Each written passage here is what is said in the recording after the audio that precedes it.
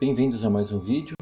Aqui é uma análise de carona, eu sou o caroneiro e hoje eu vou começar alguns vídeos, uma série de vídeos na verdade, comentando os artigos do Instituto Mises. É um instituto um think tank, como o pessoal fala, de economia austríaca. Eles também investem muito em filosofia e política e tudo. E eu gosto muito dos artigos deles, e pena que não tem mais, eles têm um canal no YouTube, mas eles não têm tanto assim, né? E não tem tanta projeção assim. E o que eu vou colocar aqui? Hoje vou comentar um artigo que eu sempre achei muito interessante, que eles dizem assim: você sabe quem é o presidente da Suíça? O fato de você nunca ter ouvido falar de nenhum político suíço explica bem o sucesso daquele país. Então, em seguida, para responder a pergunta, eles colocam que o atual presidente é Simonetta Sommaruga, mas não é para se preocupar que ano que vem o presidente vai mudar, assim como era outro presidente no ano anterior. A Suíça muda de presidente atualmente, né? E eles dizem que tem outra coisa interessante. Você nunca ouviu falar de nenhum político suíço em nenhum momento da história. A gente até conhece nomes atuais ou do passado de políticos da França, Alemanha, Reino Unido, Itália, Portugal, Espanha, China, dos principais países da América Latina, dos Estados Unidos, mas nunca vai encontrar alguém de relevância da Suíça, né? E você também não sabe nada sobre a política da Suíça. Você sequer sabe qual é o sistema político da Suíça. E até dizem que os suíços também não sabem e não se importam, né? Então, a questão é, como é que um país tão famoso e tão invejado no cenário internacional possui um executivo completamente desconhecido? Então, o artigo discorre um pouco pela história, né? Que desde o século XIV, enquanto toda a Europa estava sendo dilacerada por conflitos territoriais ou religiosos, os 8 cantões da antiga Confederação Helvética era uma ilha de paz e prosperidade. Dentro desses cantões também tinha todo tipo de diferença religiosa, mas a população, em vez de guerrear entre si, preferiram um acordo de mútua assistência militar para proteger a neutralidade da região.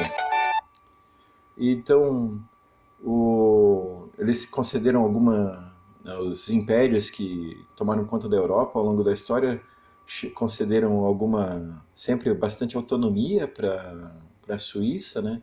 O Sacro Império Romano-Germânico, o Exército Revolucionário Francês, né? Eles têm, sempre tiveram bastante autonomia, né? Mesmo as coisas assim. Mas houve uma guerra civil, né? Uma guerra civil que queria a centralização, né? Uma guerra chamada a Guerra de Sonderbund, Aliança Separada em alemão, de novembro de 1847. Foi uma batalha originada por 7 cantões católicos que se opunham à centralização do poder e se rebelaram contra a confederação que estava em vigor já há alguns anos, né? Há 60 anos, pelo que tem aqui. Foi provavelmente a das menos espetacular guerra da história, porque durou só 26 dias e só morreu 78 pessoas, né, com 260 feridos. A, a, a facção que queria a descentralização do poder se consagrou vitoriosa, né, e formou em 1848 a Suíça que a gente conhece hoje. E, assim, a Guerra Suíça foi motivada puramente pela rejeição à centralização do poder e pelo ceticismo quanto aos poderes usufruídos por uma entidade grande. E lembre-se que estamos falando de um país territorialmente minúsculo, só 41 mil quilômetros quadrados. O resultado foi e é um Estado relativamente neutro que permite uma quantidade de liberdade e prosperidade maior do que qualquer outra nação europeia. Mas então, como é que é o governo da Suíça, né? O executivo do país é representado por um órgão chamado Conselho Federal. Tem formado por 7 ministérios, né, lá são chamados de departamento. Esses 7 membros dos ministérios são nomeados pelas câmaras da Assembleia Federal, quer dizer, é bem indireto o negócio, né? Você vota para deputado e os deputados é que escolhem os 7 ministros. E é feito um rodízio, né? O mandato das 7 pessoas ali do conselho é de 4 anos e o rodízio no cargo da presidência é de 1 ano, né? A cada ano troca de presidente. A Suíça até copiou o exemplo dos Estados Unidos sobre federalismo e tal, mas eles conseguiram evitar que o poder executivo se concentrasse em uma única pessoa na Suíça, ao contrário dos Estados Unidos, do Brasil, da Alemanha, da Inglaterra e outros países, né? E daí, assim, eles estão fazendo várias alterações na sua forma de governo, né? Mas a fórmula, a maneira geral de governar o país segue a mesma desde 1848. Aí o que acontece? Eles repartiam os 7 assentos em. Teve uma única mudança, né? Eles repartiam os 7 assentos entre os 4 maiores partidos, mas com a chegada de um bilionário lá e opositor da União Europeia, e o Partido Popular Suíço foi chacoalhado, né? Ele acabou fazendo com que uma eventual entrada da Suíça na União Europeia fique cada vez mais distante, né? Isso é uma outra coisa que a Suíça também se destaca. Eles resistem ano após ano a uma pressão gigantesca de Bruxelas para que entrem na União Europeia. Porque eles sabem que assim que entrarem na União Europeia, eles vão deixar de ser um país. Eles vão ser um anexo da União Europeia. Não vão mais poder decidir as coisas por conta própria. Você vê o rolo que dá com a Alemanha, com a França, com a Espanha, quando querem fazer alguma coisa, tem que ficar pedindo permissão de joelho para a União Europeia. A Suíça, não, os suíços estão repetidamente se negando a esse tipo de coisa, né? E esse Federal da Suíça, pelo que a gente vê, eles não têm absolutamente poder nenhum sobre a população, né?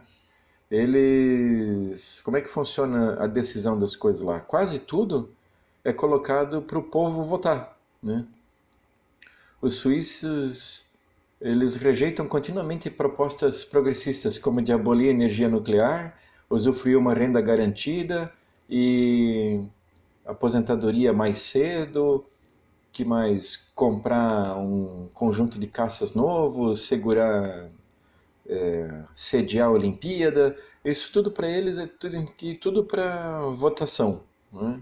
E o povo suíço não quer saber de gastar dinheiro em coisas que eles não têm certeza do que vai acontecer, né? Aí eles têm aqui que é bastante, por isso que a Suíça se mantém livre, né? É um país governado nas suas localidades, né? Não tem mais eles não têm uma centralização do poder, né? Cada prefeito e cada vereador de cantão é que é o determinante lá. Apesar de que eles têm perdido uma boa parte dessa liberdade nos últimos anos, porque a pressão econômica dos Estados Unidos em querer saber quem é que tem conta corrente na Suíça, né? Que a Suíça tinha até pouco tempo atrás um sistema que você não precisava nem dar teu nome para abrir uma conta bancária, a tua privacidade era extrema, né? Você tinha só um número e senha e acessava a conta por ali. E também a União Europeia conseguiu passar um referendo e aprovar uma lei que diminui a quantidade e o tipo de armas que os suíços podem ter, ameaçando a Suíça de boicote econômico, né? Aí os suíços, como querem manter os negócios tanto com os Estados Unidos quanto com a União Europeia, estão cedendo. Eu não sei quanto tempo vai durar toda essa prosperidade da Suíça, né? Mas por enquanto ela é um poço de liberdade no meio de uma ilha, num mar de socialismo que é a União Europeia. Por hoje é só. Obrigado e até o próximo vídeo.